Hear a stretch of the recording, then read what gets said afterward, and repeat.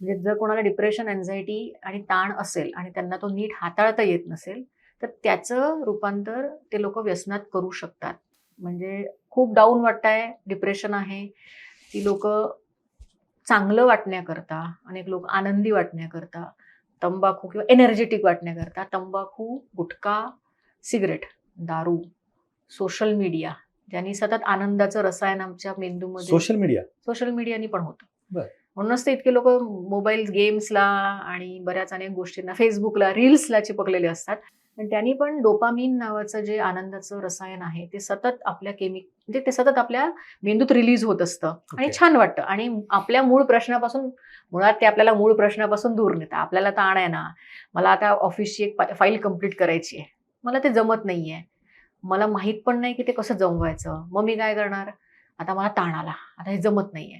मग मी पटकीने मोबाईल उचलला, पटकीने स्क्रोल करत बसलो. त्याला डूम स्क्रोलिंग पण म्हणतात. म्हणजे अनएंडिंग, म्हणजे त्याला अंत नाही, अंतहीन स्क्रोलिंग करत बसायचं हे बघू. त्याने काय होतं, तुमची फाईल राहिली तशीच डेस्कवर पडलेली. ओके.